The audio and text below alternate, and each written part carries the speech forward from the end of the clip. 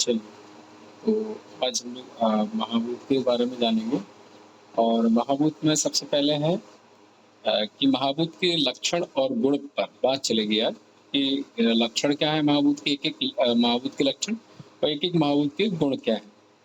तो सबसे पहले हम लोग आकाश महाभूत के बारे में जानेंगे कि आकाश की व्युत्पत्ति देखेंगे।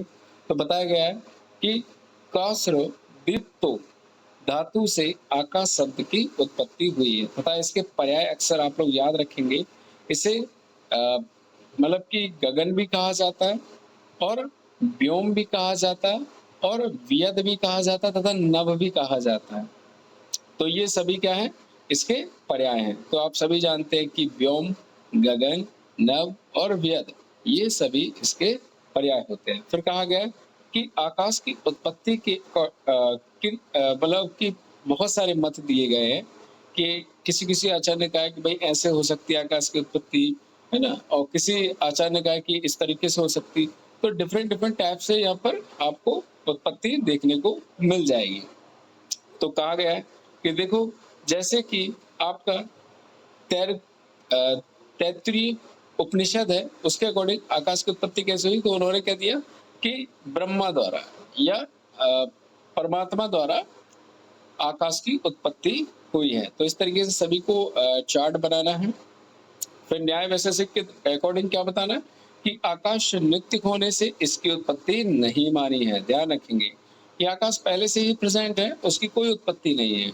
ठीक है, उसने मना नहीं किया कि आकाश नहीं होता, वो कह रहा है कि आकाश नित्य है, पहले से प्रेजेंट है, उसकी क्या उत्पत्ति होगी। ठीक है, फिर उसी प्रकार से सांख्य योग दर्शन के अकॉर्डिंग कहा गया है कि शब्द तन मात्रा से आकाश की उत्पत्ति हुई। जैसे कि आप लोगों ने देखा होगा सांख्य दर्शन के अकॉर्डिंग आप लोगों ने बनाए होंगे डायग्राम चार्ट बनाए होंगे, तो वहां देखा होगा कि आकाश महाभूत की उत्पत्ति जो है शब्द तन मात्रा से हुई है। उसी प्रकार से आयुर्वेद के अकॉर्डिंग भी शब्द तन मात्रा से ही आपके आकाश की उत्पत्ति हुई है।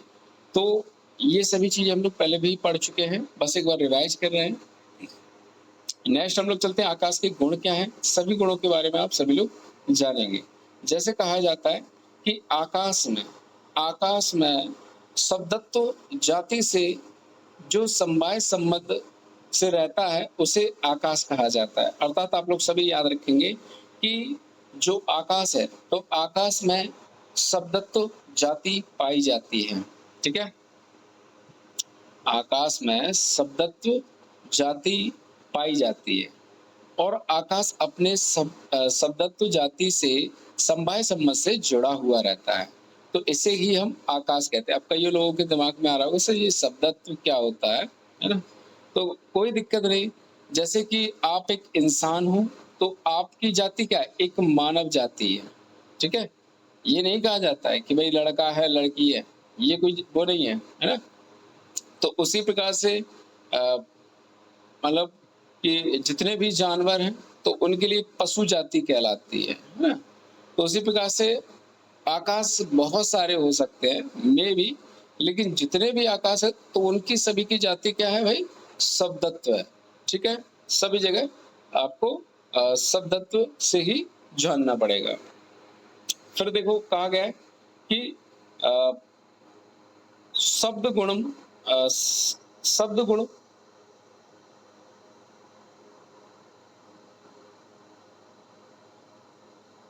शब्द गुणकम आकाशम तच एकम विभु नित्य च।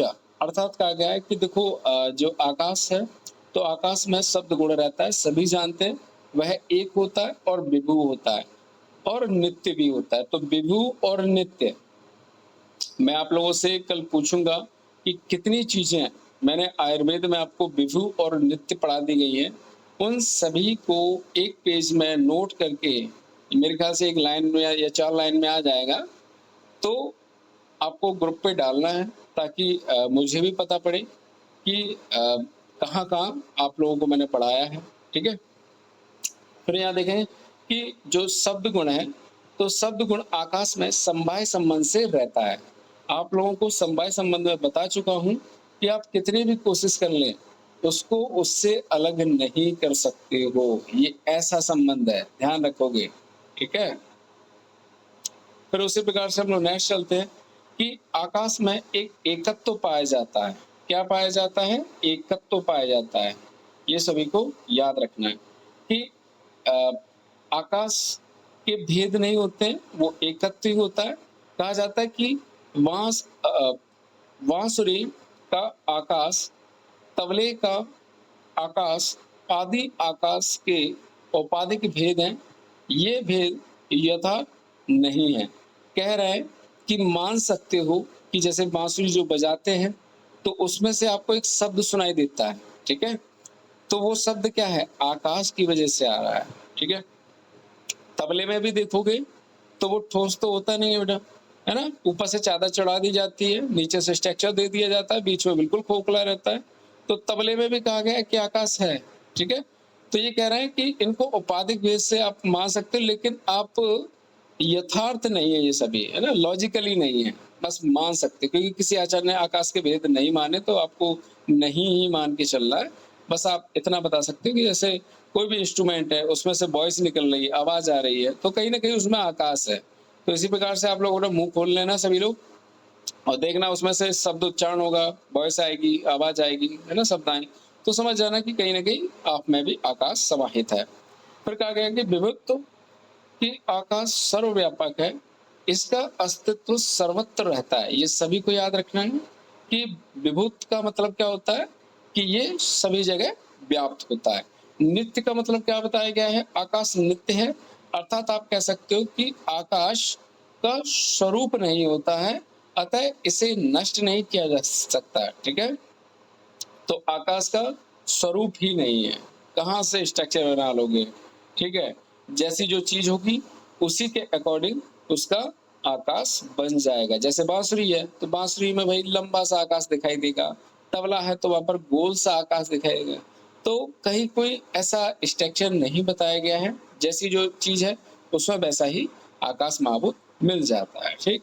फिर यहाँ पर आपके तैत्तिरीय उपनिषद के अकॉर्डिंग आपको देखना है तो अधिकतर से जितने भी आपके मत होते हैं, ठीक है, पदार्थ विज्ञान में, तो अक्सर पूछ लेता वो कि तैत्तिरीय उपनिषद के अकॉर्डिंग आप इसको बताइए, उसको बताइए, तो आपको बताना है। यहाँ पर तो बताया गया है कि देखो, निष्क्रमणम प्रवेशम प्रवेश प्रवेशन इत्यम आकाश लिंगम, अर्थात कहा गया है कि निष्क्रमण प्रवेश करना यह आकाश का लक्षण है। अर्थात कह रहा है कि किसी भी वस्तु के निष्क्रमण और प्रवेश के लिए आकाश की आवश्यकता होती है। इस आकाश को देने के लिए एक द्रव्य को मानने की आवश्यकता होती है। अर्थात कह रहा है कि आपके पास कोई भी द्रव्य हो और उस द्रव्य में आकाश होता ही है।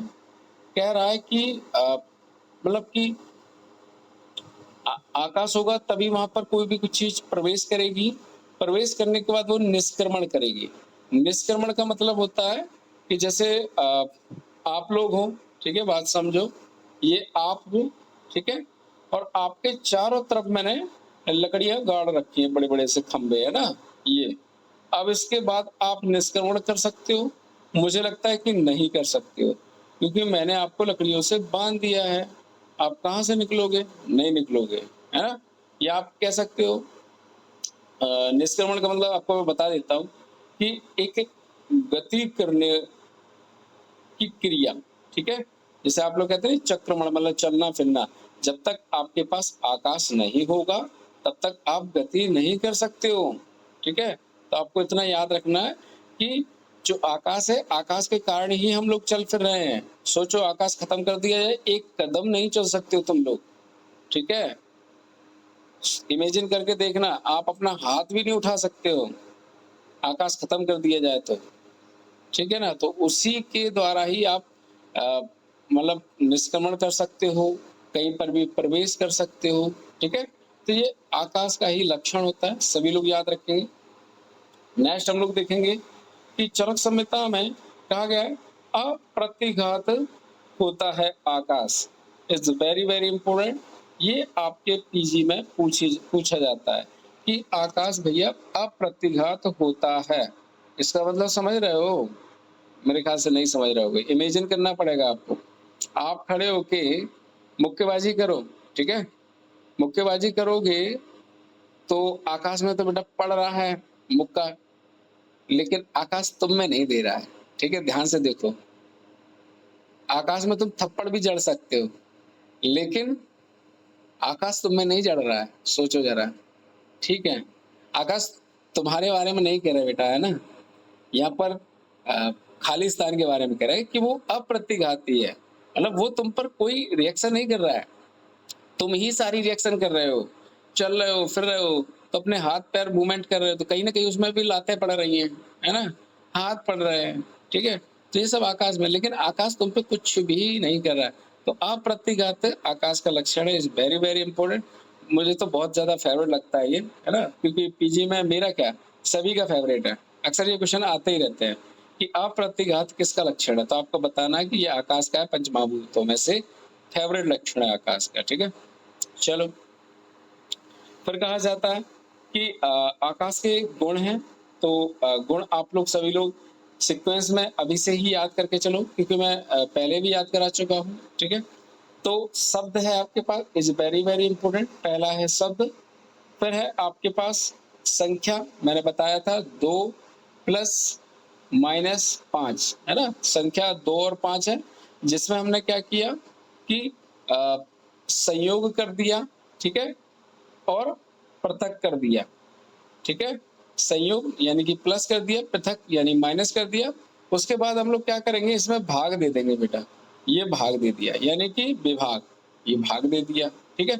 उसके बाद हम लोग इजिकल टू यानी रिजल्ट निकाल लेंगे, ठीक है? तो ये फॉर्मूला आपको आकाश के लिए याद रखना है, ठीक है? धीरे धीरे ऐसे ही महाभूत बढ़ते जाएंगे, आपको इस फॉर्मूले में थोड़ा थोड़ा सा और बढ़ाते जाना है, ठीक है? चलो, अभी देखो यहाँ पर सारी चीजें हैं, एक बार आप लोग खुद से रीड कर लेना कि आकाश की संख्या कितनी बताई गई है, 1 बताई गई है, और आकाश कैसा महत्व है, बार बार चीजें बता चुका हूँ कि महत्व इतना मतलब बहुत बड़ा है, आप उसको मेरे ख्याल से पूरा कंप्लीट देख ही नहीं सकते हो, कहाँ कहाँ आकाश देखोगे, अंतरिक्ष में, है ना? आई थिंक आप लोग, अंतरिक्ष तो इतना बड़ा है कि भाई उसमें मतलब कि आकाश गंगा है, कितना सारा आकाश भरा पड़ा है ना? उस दुनिया को तो हम लोग देखे ही नहीं है भाई, ठीक है? तो समझ सकते हो कि इसका परिमाण क्या है, ठीक?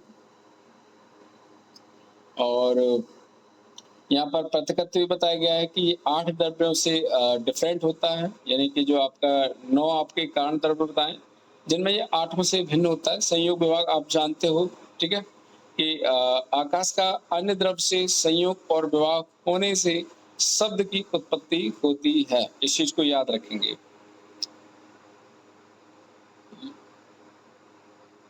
नेक्स्ट हम लोग देखते हैं कि सुश्रुत के अकॉर्डिंग आकाश के लिए क्या कहा गया है। तो सुश्रुत के अकॉर्डिंग सभी लोग याद रखेंगे कि आकाश में सत्व गुण की प्रधानता होती है, अर्थात हर चमकने वाली चीज सत्व गुण अपने आप में रखती है। इसलिए कहता हूँ कि सुबह सुबह जल्दी से जल्दी उठोगे आप, मेरे ख्याल से 5:30-5 बजे आप उठोगे, तो आप में कहीं ना कहीं सत्व गुण की प्रधानता अपने आप आने लगेगी। जो व्यक्ति 8-9 बजे उठता है, उसमें मेरे ख्याल से सत्वगुण की प्रधानता होती ही नहीं। सत्वगुण की प्रधानता का मतलब समझ रहे हो? आपके चेहरे पे चमक तो होगी, लेकिन आप जो भी बोलोगे वो सत्य होने का चांस रखता है, ध्यान रखना। अगर आप अपने आप से ये बोलोगे कि मुझे गवर्नमेंट में सिलेक्शन मिल जाएगा, मेरा पीजी में सिलेक्शन हो जाएगा, सुबह सुबह बोलो, कैसे नहीं होता मैं देखता हूँ, डेफिनेटली हो जाएगा, ठीक है? तो इसलिए कहा जाता है सत्वगुण की प्रधानता अपने में बना के रखो। जितना ज्यादा सत्व प्रधान होगा, तो जैसा जैसा आप बोलोगे, अच्छा बोलोगे तभी अच्छा होगा, बुरा तो मेरे ख्याल से नहीं बोलना चाहिए, ठीक?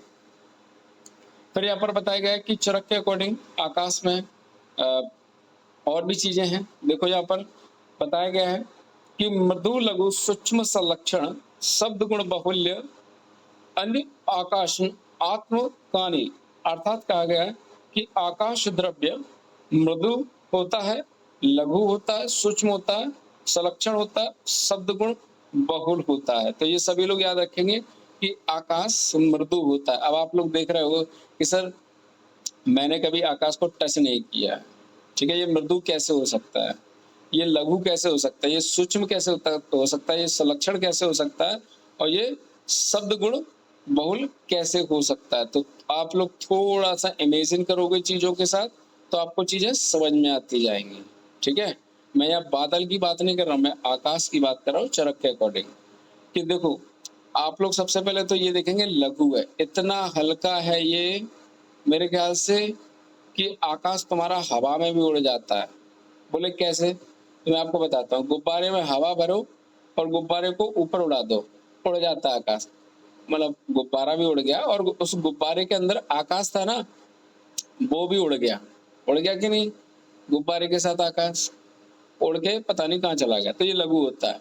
अब चलते हैं सूक्ष्म पॉइंट में, तो देखेंगे कि आप लोग अपने शरीर में सबसे छोटी इकाई क्या होती है, सेल होती है, यानी वो सूक्ष्म है। आप लोग वहां पर भी देखोगे बेटा तो वहां पर भी आपको आकाश मिलेगा। आपके न्यूट्रॉन, प्रोटॉन, जितना भी है छोटी से छोटी इकाई, सभी में आपको आकाश मिल जाएगा। यानी कह सकते हो कि भाई आकाश बड़ा सूक्ष्म होता है, ठीक है। बहुल तो है ही, बड़ा तो है ही, लेकिन सूक्ष्म से सूक्ष्म भी है। इसी प्रकार से आप लोग देखेंगे कि मृदु है, कोई भी चीज है ना, तो कहीं ना कहीं उसमें आकाश महाभूत होगा तभी वो मृदु होगी, अन्यथा वो ठोस होगी पृथ्वी महाभूत के कारण। तो इसलिए कह सकते हो कि जैसे हम लोग आटा गूंदते हैं तो उसमें पानी डालते जाते हैं, वो बड़ा ही मृदु हो जाता है, वो सलक्षण भी हो जाता है एक समय आने पर। तो कहीं ना कहीं उसके अणु आपस में चिपके हुए नहीं है। जब उसके अणु चिपक जाएंगे, यानी आप लोगों ने देखा होगा, मेरे ख्याल से आटे की गोली बनाओ और ऐसे हवा में डाल दो, है ना, धूप में डाल दो, तो एक दिन ऐसा होगा वो सूख के बिल्कुल खड़ंक हो जाएगी। तो समझ जाना कि इसमें से आकाश माबूद गायब हो गया है, ठीक है। हालांकि ऐसा होता नहीं है क्योंकि वो सड़ जाता है आटा, तो उसमें मतलब कि बुलबुले से छूटने लगते हैं, ठीक है। लेकिन मैं बता रहा हूँ कि कोई भी चीज है, सॉफ्ट है, सुलक्षण है, चिपचिपा है, तो ये सभी आकाश महाभूत के कारण है। कहीं ना कहीं उसमें गैप है, आप उसको बारीकी से देखोगे उनके अणुओं के बीच में, तो कहीं ना कहीं एक गैप नजर आएगा। फिर नेक्स्ट देखते हैं, आयुर्वेद अनुसार शरीरस्थ आकाशात्मक भाव, अर्थात कह रहा है कि देखो भाई आपके शरीर में, मैं बता देता हूँ कि आकाश महाभूत कहाँ कहाँ मिलेगा। कहते हैं कि शब्द, यानी कि जो आपको शब्द शरीर से जो उत्पन्न होते हैं ना, जैसे आपको ऑस्टियोआर्थराइटिस हो गई है, आपके शरीर में कट कट की आवाज आ रही है, यानी कि आपके जो जॉइंट है ना, जो जानुसंधि है, तो वहां पर साइनोवियल फ्लूइड खत्म हो गया है, क्योंकि वहां पर जो खाली स्थान था उसमें चीज भरी हुई थी, तो चीजें अच्छे से काम कर रही थी। बट अब जो कि खत्म हो गया, तो वहां पर क्या हो गया, आकाश महाभूत की प्रधानता हो गई है, ठीक है। तो इसलिए कट कट की आवाज आने लगी है, ठीक। तो इसी प्रकार से यहाँ देखेंगे स्रोत, है ना, तो ये हमारे कान है, कान में भी देखोगे एक सुरंग सी बनी हुई है, ठीक है। तो मतलब यहाँ पर भी आपको शब्द ही सुनाई देता है। अब ये मत कहना कि सर कान से शब्द आते हैं, है ना, कान से शब्द नहीं आते, कान में शब्द आते हैं। तो शब्द जहाँ कहीं पे भी आ रहे हैं तो कहीं ना कहीं वो आकाश माबूत के कारण हो रहा है। और लाघवता, लाघवता का मतलब क्या है कि आपके शरीर में जो एक उछलने कूदने वाली जो क्षमता है, वो आकाश महाभूत के कारण आ रही है, ठीक है। अगर आप खूब मोटे हो जाएं, आप 2-2 कुंटल के हो जाओ, 1-1 कुंटल के हो जाओ, कहाँ से लघुता आ रही है, मुझे नहीं लगता कि आप में लघुता होगी, है ना। फिर यहाँ पर सूक्ष्मता आप लोग देखोगे, आपके शरीर में बता चुका हूँ, स्रोतस है, सभी सूक्ष्म बड़े ही बारीक है, सारी सेल्स है, सभी सूक्ष्म है। फिर बताएंगे कि विवेक, ये शरीरस्थ आकाशात्मक भाव है। तो विवेक आपकी सोच समझ के लिए कहा जाता है कि आप बड़े विवेकशील व्यक्ति होते हो, तो ये आकाश के कारण है, ठीक है।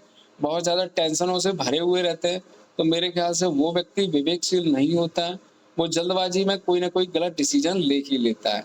इसी प्रकार से कभी भी आपको डिसीजन लेना है तो आप विवेक में रहकर ही आपको डिसीजन लेना है, ठीक है।